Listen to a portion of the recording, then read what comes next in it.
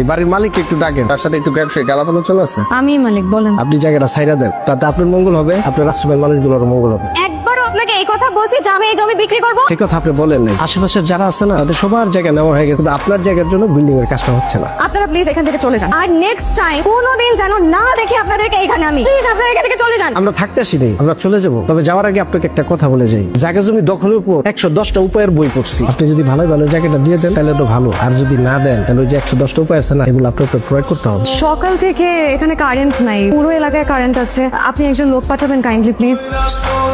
জি, একদম উল্টাপাল্টা কথা বলবেন না। আপনি এসব কার ইশারায় করতেছেন আমি খুব ভালো করেই জানি। আপনার অনেক ভালোভাবে বুঝে আসছিলাম, আপনি জিনিসটা বুঝেন নাই। মাত্র তো কারেন্ট গেছে, কিছুদিন পর কারেন্টের মতো বাড়িটাও যাইব। ভালোই ভালোই কইতাছি বাড়িটা ছেড়ে দেন, আপনার মঙ্গল হইব। না হলে সামনে কিন্তু অনেক বড় ক্ষতি অপেক্ষা করতেছে আপনার জন্য।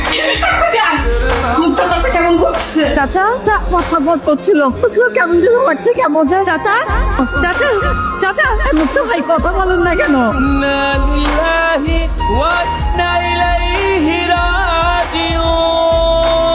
আপনি কি নিজের পরিবর্তন ছাড়া কিছু চিন্তা করতে পারেন না? এতগুলো অসহায় মানুষ আশ্রম ছেড়ে দিলে কোথায় যাবে? মহাজননী, এইগুলা নিয়ে তুমি একদম ভেবো, ওদের সমস্ত ব্যবস্থা হয়ে যাবে। কি ব্যবস্থা করবেন আপনি? ওদের কারো পরিবার নেই, আপনি কি ওদের পরিবার হবেন? আপনি কি ব্যবস্থা করবেন? জায়গায় জায়গায় ওদের থাকার ব্যবস্থা করে দিবেন? সেটাও যদি করেন কতদিন করবেন? উদ্দেশ্য হাসিল হওয়া পর্যন্ত, তারপর তো ঠিক এই ছুড়ে ফেলে দিবেন। আমি একজন ব্যবসায়ী মানুষ, আমার কেউ শত্রু না। এত টাকা নিয়ে আপনি কি কবরে যাবেন? আমি যতদিন বেঁচে আছি আমার আশ্রমের কিছু হতে দিব না। দয়া করে আপনি আর আপনার লোক আমি যেন আমার আশ্রমের আশেপাশে আর কোনোদিন না দেখি। এনি কে? আমার ছেলে রেহান চৌধুরী।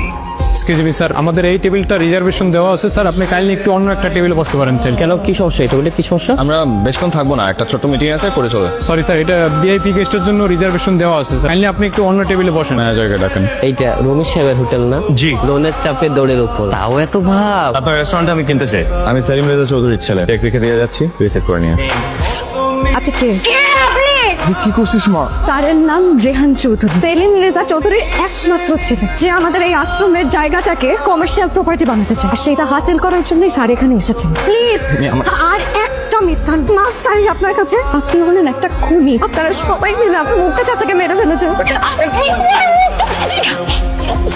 আপনি তো টাকার জন্য মানুষ খুন করতে পারেন, এতগুলো মানুষের সামনে মিথ্যা অভিনয় করলেন একটা প্রপার্টির জন্য। এই মানুষগুলোকে দেখেন, এই মানুষগুলোকে দেখেন, একটা বড় আপনার বুক কাঁপলো না? উপরে যে কি জবাব দেবেন? আপনি আসলে খুনি না, আপনি হলেন একটা জানোয়ার। আপনি আমার আশ্রম থেকে বেরিয়ে, আপনার মুখ আমি আর কোনোদিন দেখতে চাই না। বেরিয়ে যান আমার আশ্রম থেকে। আপনার মুখ দেখার থেকে আমি মরে যেতে স্বাচ্ছন্দ্য বোধ করবো। আপনি আমার আশ্রম থেকে বেরিয়ে যান। ওরা দুজনই আমার পূর্ব পরিচিত, আজকে থেকে এখানকার দায়িত্ব সবার।